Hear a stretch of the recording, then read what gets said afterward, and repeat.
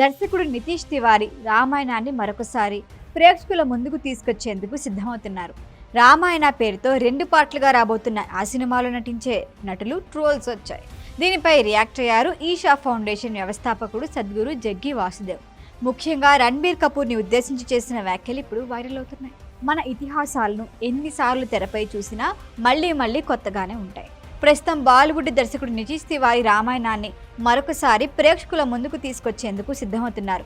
2 పార్ట్లుగా రాబోతున్న ఈ సినిమాలో రాముడిగా రణబీర్ కపూర్, సీతగా సాయి పల్లవి, రావణుడిగా యష్ నటిస్తున్నారు. 4,000 కోట్ల వ్యయంతో నిర్మితమవుతున్న మల్హోత్రా నిర్మిస్తున్న సినిమా ఇది. ఇందులో రాముడిగా రణబీర్ కపూర్ను హీరోగా ఎంపిక చేయడంపై ట్రోల్స్ వస్తూనే ఉన్నాయి. లేటెస్ట్గా దీనిపై రియాక్ట్ అయ్యారు ఈషా ఫౌండేషన్ వ్యవస్థాపకుడు సద్గురు జగ్గి వాసుదేవ్. ఈ సినిమా నిర్మాత నమిత్ మల్హోత్రాకు ప్రత్యేక ఇంటర్వ్యూ ఇచ్చిన సద్గురు ఈ సందర్భంగా రణబీర్ గురించి మాట్లాడారు. ఎంతో ప్రతిష్టాత్మకంగా ఓ యజ్ఞంలా పనిచేస్తున్న ఈ సినిమాను ట్రోల్ చేయటం తప్పన్నారు. గతంలో రణబీర్ ఏవేవో క్యారెక్టర్స్లో నటించారు. ఈ సినిమాలో రాముడిగా నటించకూడదంటూ ట్రోల్స్ చేయటం అన్యాయమే అవుతుందన్నారు. భవిష్యత్తులో రాముడి పాత్రలో నటిస్తానని తనకి ముందు తెలియదు కదా.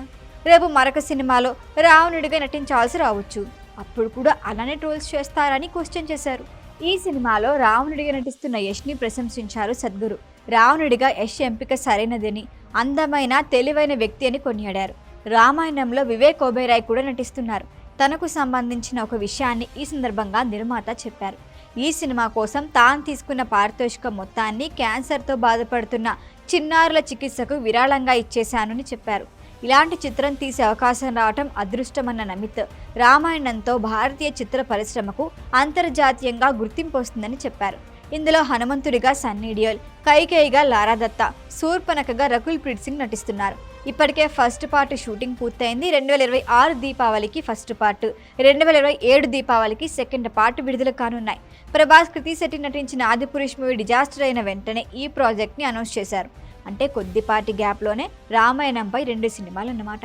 మరి భారీ అంచనాల మధ్య భారీ వ్యయంతో రూపొందుతున్న నితీష్ తివారీ రామాయణ్ ఎలా రిజల్ట్ అందుకుంటుందో చూడాల్సిందే. ఈ వీడియో కనుక మీకు నచ్చినట్టయితే లైక్ చేయండి, షేర్ చేయండి, సబ్స్క్రైబ్ చేయండి. అలాగే పక్కనే ఉన్న బెల్ ఐకాన్ని క్లిక్ చేయండి.